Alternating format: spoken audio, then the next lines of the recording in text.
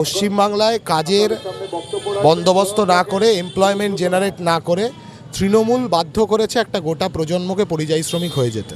আমাদের বয়সী ছেলেমেয়েরাও তারাও বাধ্য হচ্ছে পরিযায়ী শ্রমিক হয়ে অন্য রাজ্যে গিয়ে কাজ করতে। মাধ্যমিক উচ্চ মাধ্যমিক পরীক্ষার্থীর সংখ্যা কমছে। মাধ্যমিক পাশ করবার পরে বা উচ্চ মাধ্যমিক পাশ করবার পরে আর কেউ উচ্চশিক্ষায় যেতে চাইছে না। তারা অর্থের অভাবে, অর্থকষ্টে পড়ে সংসার চালাতে পারছে না, এরকম একটা পরিস্থিতির মধ্যে পড়ে তারা বাধ্য হচ্ছে পরিযায়ী শ্রমিকে অন্য রাজ্যে যেতে। আবার সেই অন্য রাজ্যগুলোতে, বিজেপি শাসিত রাজ্যগুলোতে বিজেপি তারা বাংলা ভাষায় কথা বললে তাদেরকে বাংলাদেশি তকমা দিয়ে তাদের পোশাক পরিচ্ছদ, ধর্ম, বর্ণ এই সব বিচার করে তাদেরকে বাংলাদেশি তকমা দিচ্ছে এবং তাদেরকে মারধর করে আবার বেঙ্গলে পাঠিয়ে দিচ্ছে। মানে এটা একটা সাইকেল তৈরি হয়েছে, একটা লুপ তৈরি করা হয়েছে, যে লুপটার মধ্যে ফেলে একটা গোটা প্রজন্মকে ধ্বংস করার বন্দোবস্ত হচ্ছে। বাংলা বিরোধী ঘৃণা, বাংলা বিরোধী বিদ্বেষ গোটা দেশ জুড়ে বিজেপি তৈরি করবার বন্দোবস্ত করছে।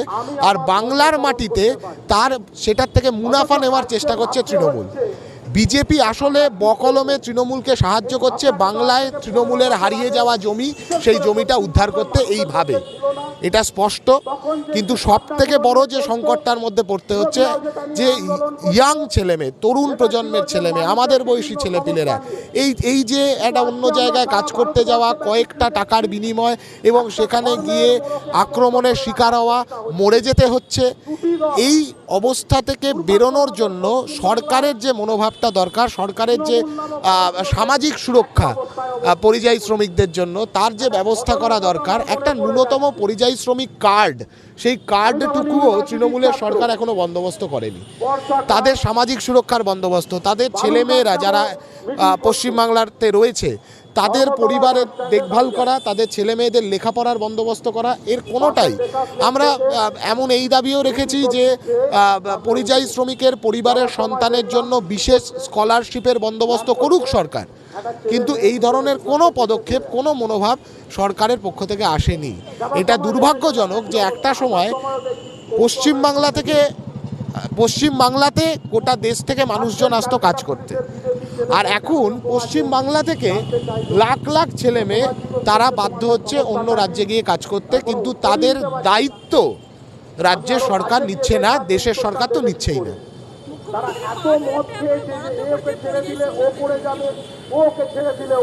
কত টাকা পরিযায়ী শ্রমিকরা প্রতি মাসে পশ্চিমবাংলায় পাঠাচ্ছে এবং সেই টাকা কতটা সুবিধা দিচ্ছে পশ্চিমবাংলার অর্থনীতিকে, সেইটা বিচার করলে এই 5,000 টাকা কিছুই না।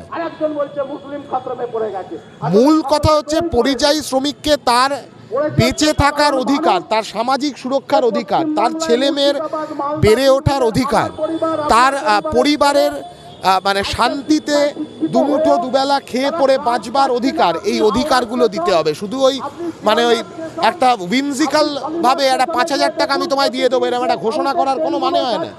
কারণ এর বহুগুণ বেশি টাকা এই পরিযায়ী শ্রমিকরাই কিন্তু পশ্চিমবাংলায় প্রতি মাসে পাঠায় এবং সেই টাকা পশ্চিমবাংলার ইকোনমিক সাইকেলে ঘোরাফেরা করে, পশ্চিমবাংলার ইকোনমিকে এই ধসে পড়া ইকোনমিটাকে যা হোক করে ঠেক না দিয়ে দাঁড় করিয়ে রাখে এই পরিযায়ী শ্রমিকদের উপার্জন করা।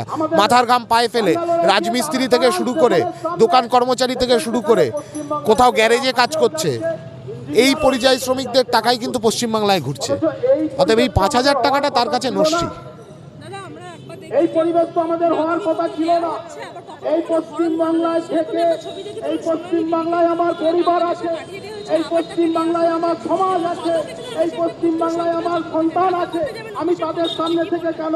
বোঝা যাচ্ছে যে দেশ ক্রমশ কোন দিকে এগোচ্ছে। বিজেপি আরএসএস তারা দেশের দখল নিলে দেশের চেহারা কি হতে পারে, পশ্চিমবাংলায় বিজেপি পশ্চিমবাংলার দখল নিলে পশ্চিমবাংলার চেহারা কি হতে পারে, তার একটা সিঁদুরে মেঘ দেখা যাচ্ছে।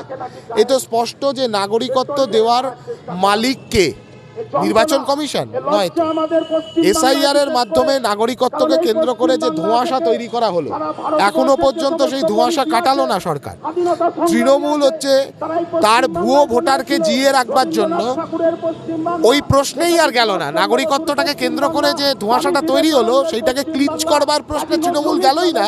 কারণ তৃণমূলের মূল চাহিদাটা হলো ভুয়ো ভোটারটাকে জিয়ে রাখা। ধর্ম নিয়ে কোনো মূল কথা নাগরিকত্বর প্রশ্নকে সামনে রেখে সিএ এনআরসির পরিবেশকে আবার ফিরিয়ে আনার চেষ্টা করছে। ডিটেনশন ক্যাম্প তৈরি করার প্ল্যানিং বিজেপি তৈরি করবার চেষ্টা করছে।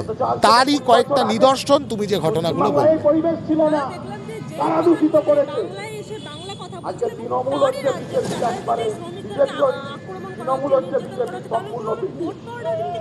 যে প্রধানমন্ত্রী বাংলা এসে বাংলা কথা বলবার চেষ্টা করছে, সেই প্রধানমন্ত্রীরই দলের মুখ্যমন্ত্রী আসামের বুকে সে রবি ঠাকুরের আমার সোনার বাংলা গানটা ব্যান করে দিয়েছে। কেউ আমার সোনার বাংলা গাইলে তাকে জেলে পুরে দেবে রাষ্ট্রদ্রোহের অভিযোগে এই ধরনের নিদান দিয়েছে। যে প্রধানমন্ত্রী বাংলা এসে বাংলায় কথা বলবার চেষ্টা করছেন, সেই প্রধানমন্ত্রীর দলই গোটা দেশ জুড়ে বাংলা বিরোধী একটা বিদ্বেষ, বাংলা ভাষা, বাংলার কৃষ্টি সংস্কৃতি সম্পর্কে একটা ঘৃণার পরিবেশ তৈরি করবার চেষ্টা করছে। অতএব এটা স্পষ্ট, বাংলায় এসে বাংলায় কথা বলার নাটক আর বাংলা থেকে বেরিয়ে গেলেই বাংলার বিরুদ্ধে, গোটা দেশকে বাংলার বিরুদ্ধে একটা ঘৃণার পরিবেশ তৈরি করার চক্রান্ত, যাতে সেই ঘৃণা থেকে বাংলার মাটিতে তৃণমূল মুনাফা নিতে পারে। মানে তৃণমূল যাতে বাংলার মানুষকে এই ভয়টা দেখাতে পারে যে ওই দেখো বিজেপি চলে আসবে, তার চাইতে আমায় ভোট দাও, এই সুবিধাটা তৃণমূলকে করে দেওয়ার চেষ্টা প্রধানমন্ত্রী করছে। ও এসআইআর হওয়ার আগেও বলেছিল 5 কোটি রোহিঙ্গা ধরে দেবে। ওকে আগে 5টা রোহিঙ্গা ও ধরে এনে দেখাক, তারপরে ও জিতবে কি হারবে কি ওই তাথই করে নাচবে সেসব তখন দেখা যাবে। প্রায় ব্লকে ব্লকে হাজার হাজার স্কুল তৈরি হয়েছিল যে ভারতবর্ষের পশ্চিম বাংলার শিক্ষা ব্যবস্থাটাকে এগিয়ে নিয়ে যাওয়ার জন্য। এটাই তো স্বাভাবিক, এটাই তো ওদের মানে এটা অবাক হওয়ার কিছু নেই। অমিত শাহ বাংলায় কয়েকদিন আগে এসেছিল, বাংলার মাটিতে এই যে বাংলার পরিযায়ী শ্রমিকরা তারা বাইরে গিয়ে বিজেপি শাসিত রাজ্যে প্রতিদিন নিগৃহীত হচ্ছে ভাষার কারণে, পোশাকের কারণে, খাদ্যাভ্যাসের কারণে, একটা কোনো কথা বলেছে? বাংলার শিল্প, বাংলার কৃষি, এগুলো নিয়ে একটা কোনো কথা বলেছে?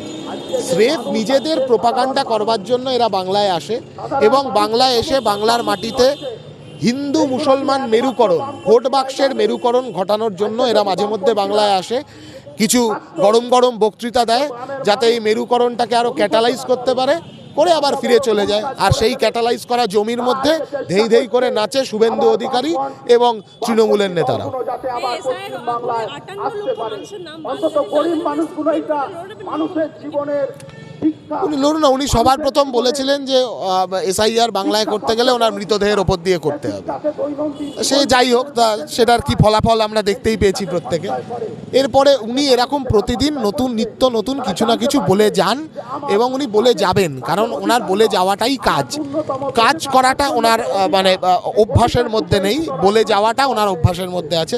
উনি ওনার মতন বলে যাক, উনি যদি কোর্টে যান, সুপ্রিম কোর্টে গেলে ওনার যা আইনি প্রক্রিয়া আছে, উনি আইনি প্রক্রিয়ায় গেলে যে কোনো মানুষ এই গোটা দেশের যে কোনো আইনি প্রক্রিয়া, সংবিধান প্রদত্ত আইনি প্রক্রিয়ার মধ্যে তারা যেতেই পারে। ওনার মনে হলে উনি যাবেন,